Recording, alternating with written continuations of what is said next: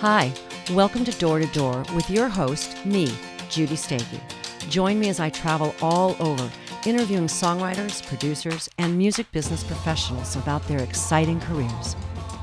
Hi, I'm sitting here today with Brian Malouf. Brian came into this industry as a drummer and then developed himself into an amazing award-winning producer, engineer, and mixer. I'm so excited that you're sitting here. You have worked with some amazing people. Michael Jackson, Stevie Wonder, Pearl Jam, Queen, the Dave Matthews Band, just to name a few. Tell me what you're up to these days. Today I'm back to being a mixer producer. Mm-hmm. Recently I've been working on a couple of Hollywood Records projects, a couple of projects for Vanguard Records. One, Parachute, the band Parachute that I like a lot. OAR is a group I've worked with a lot. I'm working with them again. A new artist called Sabrina Carpenter. I know her who I well. think you know Yes, about. Yes. A band also from a television show called R5. Oh, yeah. They don't like to be from a television show actually, but the lead singer is in a Disney show. So the Hollywood Records folks, I do a lot of work for them. I used to work at Disney, so they kind of keep me in the bullpen, so to speak, and call me up every once in a while. What's so great about your career is that you have been producing and engineering and mixing and so forth, but you also held positions of A&R throughout your career. 11 years at RCA as vice president of A&R, and then 3 years at Walt Disney Records, I believe. Yes. A little more, but yeah, something like that. Yeah. So what do you find, do you like producing better than A&R? Did you like them both? In the early days, when I first got a job at RCA, that was really the golden age of doing A&R, of being in a record label, for record labels in general. So it's pretty hard to make an argument that wasn't the best job in the world, because it really was. I enjoy my freedom as an independent producer now. It gives me a lot of flexibility in my days. You were asking about interns earlier, and I said, well, my schedule is so erratic, and that's because I have a studio at home.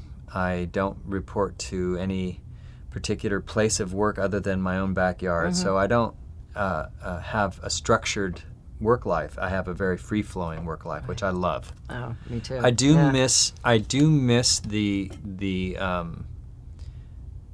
enjoyment of discovering new talent and actually having a positive effect on the outcome of their career trajectory, by giving them deals. That was a lot of fun and gave me a lot of satisfaction if I found something I thought was really worthwhile. It was great to be able to do something about it. So I suppose, in my perfect world, I'd be able to do a little of that as still. And I can, but in a private way. And I do. I have a thing that just got signed, actually, to Epic Records that I had a big hand in developing and kind of doing the work almost for free in order to help them come along, and now I'm getting a reward because there's a payout at the end of that. Absolutely. if it goes well. That's so that band's called Kind. If you want to watch for them, we'll be looking for that one. Absolutely. That one. Yeah. All right. So you ready for some questions? Sure. Okay. So the first one: how did we meet? You and I met at your office at Arista Records, and I want to say it was probably 1979. Absolutely. And you were one of the first people I met in this business. And actually. You were absolutely the first publisher I met, who had been introduced to me as a publisher and somebody that I should know. I have a really, really vivid memory of our meeting, although it was quite a while ago. But you look exactly the same. Oh, I was going to say the same about you. Thank you. So that was our first meeting, and I remember it very well. First year we both got into the business, actually. Yeah, quite a while ago. Well, what inspires you to get up and do this every day? The music, it's really fun. I mean, who was I talking to the other day, who cited her husband as being an inspiration. Oh, can I say? Sure. Leila Altman, who's Marshall Altman's wife, is a dear friend of ours, and she was here in Los Angeles. So, she pointed out that Marshall's an inspiration to her because he gets up every day and goes to work at doing something he loves. Mm-hmm. And that is the answer to your question. Absolutely. It's rare, I know, and it's precious, and I don't take it for granted a single moment. And I miss it if I'm not working. I'm, if like, in our business now, it's the kind of an ebb and flow. In the old days, there was never enough time in the day to do all the work you had. For me now, it's it's a fire drill. It's like really, really busy, then it's really slow, and then it's really, really busy, and then it's really slow. And there's not too much in between. So when it gets slow, I get a little antsy because I just miss it. Not because I'm worried, but because I miss it. I understand. That's a very creative job. Mm-hmm. So absolutely. How do you stay musically current? I listen to the radio Yeah. still. I have 3 teenage-type children that keep me active. But I do it on my own. I still go out, when I'm not, one of the things I do when I'm not working is I go out and see bands at night, like I am an A&R person, like I used to. So I see a lot of acts that come through LA, and they almost all do, especially this time of year because they've just played at South by Southwest or they've just played Coachella. Generally speaking, they have restrictions, these groups, when they do festivals, they can't play around town, Mm-hmm. I know that well. in proximity to that, but they somehow work around it, and especially the South by Southwest, they go to Texas, then they play a couple of gigs in LA to stay fresh, and then they go out to Coachella. So I've seen a lot of great bands lately playing around town, but that's how I stay current. Was there an event in your career that, in hindsight, was a blessing in disguise? Oh, well, I guess the blessing in disguise part is my knees that I have prematurely arthritic knees when I was a young guy. And since I was a drummer in the disco era, that really exacerbated the flaw in my knee structure, and I had to quit playing the drums. And in hindsight, that was the greatest thing that ever happened, because then I took up my second love, which was the technical side of music production, and I haven't really looked back. It's been a great career for you. It Fantastic. What would you do for a living if you didn't do this? I would probably be like a baseball scout or maybe a sports agent. That's the other thing. I think musicians and athletes have a lot of the same passions. I've always said, my whole life I've said that bands and baseball teams are exactly alike. There's more guys on a baseball team, because of the substitutes and all that. But the mentality of those types of people is exactly the same. And there's all the different personalities that go into a band, go into a team. They all have a different job, and they all have to get together. They all have to get along, Yep, and there's always somebody that doesn't. Yeah. There's always friction. And really, the success of a band or the success of a baseball team or any sports team, probably, I didn't play much else, it depends on the chemistry of that group of people and the ability of the one person who's the leader to lead. So there's so many parallels in sports and music. I would probably be doing something in sports. I like that analogy. That's great. What is the best piece of advice that you have ever received? That when a place stops being of value, in other words, if you're at a place, you're a young person, you've gotten a job at ABC recording studio or ABC film studio. Well, that's an actual film studio, but Acme Film Studios, and you have ceased to learn something new. When you go to work every day, it's time to go. So when you're at a place and it stops being a place of learning, it's time to move on. That's great. That was great advice. Really great, yeah. If you could have one superpower, what would you have and why? I would be able to speak any language that was spoken to me. That's a good one. Because if you have that, you have the whole world. And there's nothing you can't do. Do you speak any languages? I don't. I can't I don't have a linguistic gene, whatever it is. I have a son that it does. He's got the superpower. He can speak anything he wants. Like he took up French, 3 months ago, and he's like, he can speak fluently with anybody right now. It's unbelievable. Yeah, it's so also I know easier when you're younger too.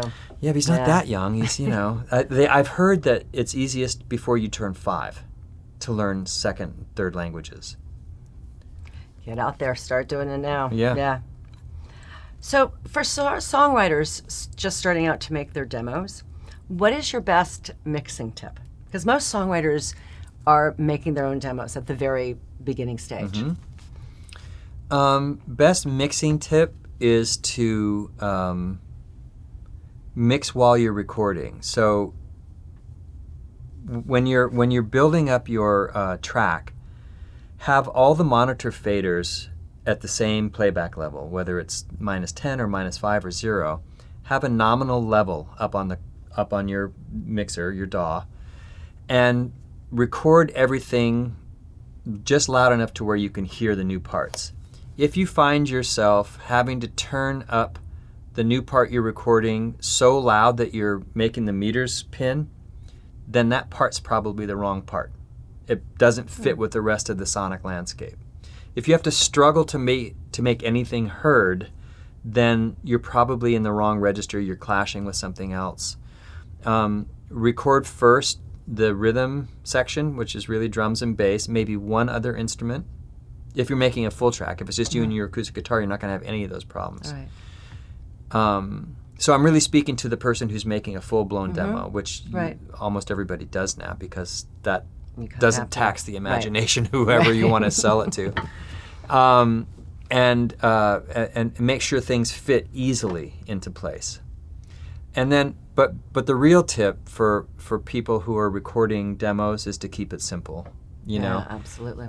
I remember when I was working with Michael, who you mentioned, the songs that he would really gravitate towards, and he was the writer, and him and one other person usually, were a song that we could record 2 tracks of. The bass, because we had one of these, we called them ghetto blasters. I don't know if people still do, but a portable cassette player. And this one that we had sound-on-sound capability. So you could record on one track, play it back in sync and record on another track, and bounce them together if you wanted to, or just keep them 2 separate tracks. It was a sync-enabled, tape machine.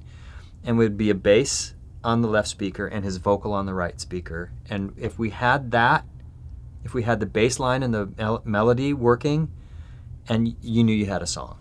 So for all of those listening, this is Michael Jackson. But those songs that you're talking about actually became the Bad album. Absolutely. And that's how you started them all. Most not all. Amazing. And the other thing I noticed that in those times I was also working with the guys in Toto quite a bit, and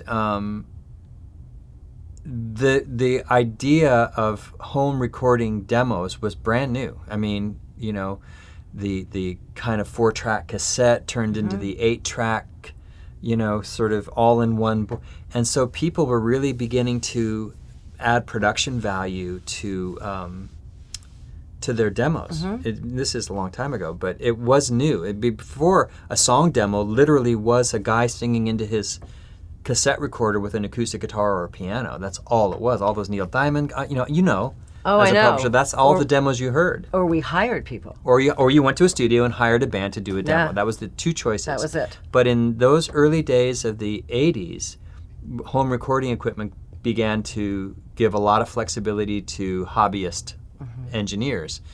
And it devastated the songwriters, because all of a sudden, it wasn't so important to really flesh out the melody or really flesh out the lyric and the chorus. It was more necessary to get a great kick drum sound or a great, it became about the sound more than the content. And I'll say it, because I said it to him right to his face, to Steve Porcaro, who was the guy in their band who was the techno guy.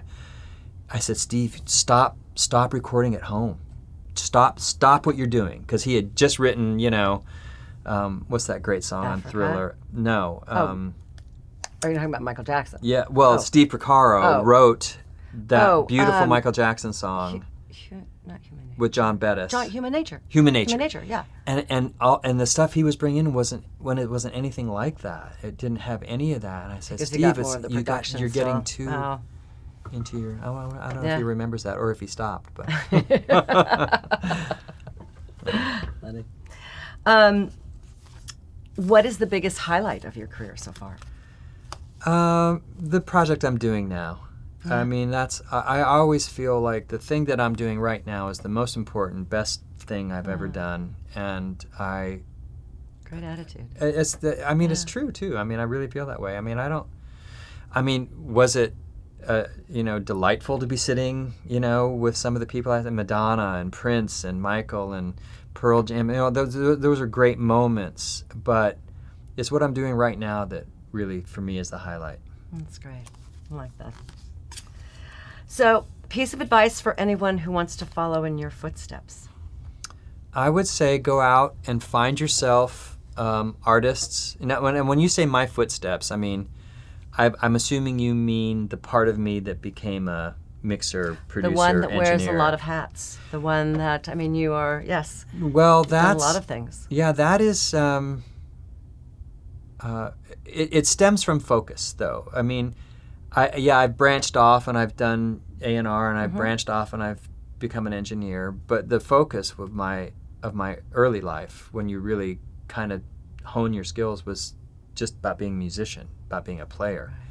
A little bit about being a composer, but really I wanted to be the best player that I could be. So I guess that would mean that whatever you decide that you want to do the most, make it a laser-like focus on that goal, and don't stop until, I'll do another sports analogy. The great Harvey Penick said that when you're doing putting drills, don't stop hitting the ball until it drops into the cup.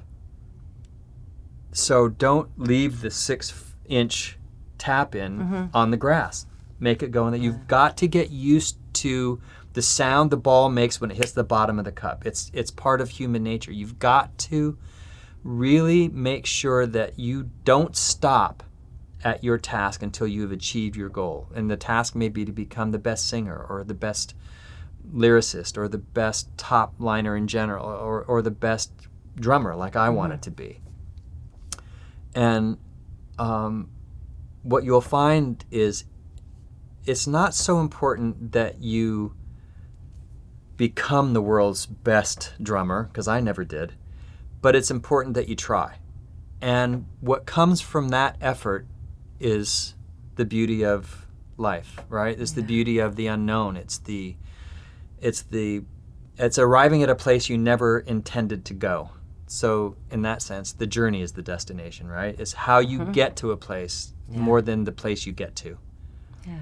And I think that's the best way to describe my life. This is an accident, a happy one, but it wasn't at all what I intended. But it looks like everything that you went after, you did go after with focus and with such intention that after the drumming, the producing, the engineering, everything kind of gave you a lot more real estate for what you had started. Exactly. So that it was easy to add on the A&R and add all these other things, the responsibilities. Well, and you just reminded me, like, when I first started out making money as a musician, it was in a cover band. Well, I was the guy who arranged, there was two of us, so I did half of the songs, and we had a rather large cover band, so there was horn arrangements to do and string arrangements to do. So my job with the vinyl and the needle was to transcribe pop records. I must have transcribed 200 pop records from 1976 to 1980, right? Oh, if that's not an education. If that's not an education, nothing is. So that and it's how I learned about what bass does to a chord, and it's how I learned what are those notes that the horns are playing that make it sound. I learned everything about arranging by transcribing songs. So there's a good piece of advice. That, I think, is a good piece of advice. Right. If you want to know how to write a pop song, dissect it. 100 of them. Yeah. You'll know. You'll know. It's all the same chord changes. Yeah. Fantastic. Yeah. So we're at the end, but I wanted to also ask you a little bit about your YouTube channel before we go. I have a YouTube channel. My wife got me to do this. It's called Mix Basics, and you can find it at I think it's Maloof Mix. If you just type in Mix Basics, BASIX, it'll pop up. It'll be the first thing that pops up. Mix Basics, and it's a tutorial series. The first one I did was a 10-part series on an actual song I mixed for Colby Calais, and I sort of showed all of the steps to do that. And then since then, I've been doing these things called minute mix tips, where I take a problem and solve it. So it's that would be a good thing for your students to look. Oh, absolutely. We'll let them all know. Yeah, check it absolutely. out. Yeah. It's fun. I just do it for fun. Nobody sponsors me. I don't make any money off of it, but it is fun for me, and it kind of reminds me of what I do. It actually helps me focus again on things that are sort of muscle memory up until then. And you know what? Giving back is always a good thing. And giving back is a good thing. Absolutely. So thank you very much. Thank you for you, giving back Judy. today. I really Thanks appreciate it. for having me. All right. Mwah.